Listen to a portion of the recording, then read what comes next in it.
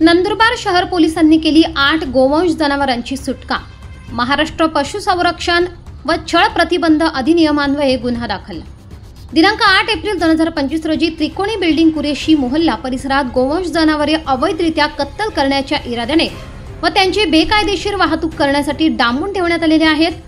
याबाबत गोपनीय माहिती मिळाल्यावरून पोलीस अधीक्षक श्री श्रवण दत्त एस, अप्पर पोलीस अधीक्षक आशित कांबळे व उपविभागीय पोलीस अधिकारी नंदुरबार विभाग संजय महाजन यांच्या मार्गदर्शनाखाली शहर पोलीस ठाण्याचे पोलीस निरीक्षक अमित कुमार मनेळ, पोलीस ठाणे स्टाफ अशांनी शहरातील त्रिकोणी बिल्डिंग कुरेशी मोहल्ला भागातील आरोपी नामे शेख इरफान शेख सलीम पटेल कुरेशी, राहणार कुरेशी मोहल्ला नंदुरबार यांच्या ताब्यातील पत्र्याच्या शेडमध्ये एकूण 8 गोवंश जनावरे हे अवैधरित्या कत्तल करण्याच्या इराद्याने व त्यांची बेकायदेशीर वाहतूक करण्यासाठी निर्दयतेने बांधलेल्या अवस्थेत मिळून आली।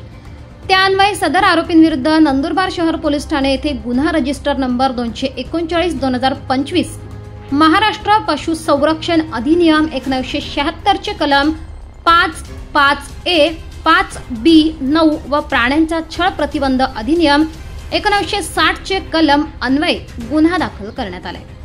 सदर कारवाईत 55,000 रुपये किमतीची एकूण 8 गोवंश जनावरे बांधलेल्या अवस्थेत मिळून आल्याने सर्व जनावरांची सुटका करून त्यांची तातडीने चारा पाण्याची व्यवस्था करून त्यांना गोशाळेत दाखल करण्यात आले आहे। सदरची कारवाई नंदुरबार जिल्ह्याचे पोलीस अधीक्षक श्रवण दत्त एस, अप्पर पोलीस अधीक्षक आशित कांबळे, नंदुरबार विभागाचे उपविभागीय पोलीस अधिकारी संजय महाजन यांच्या मार्गदर्शनाखाली करण्यात आली। 24 लाईव्ह महाराष्ट्र न्यूजसाठी योगेश पवार, नंदुरबार।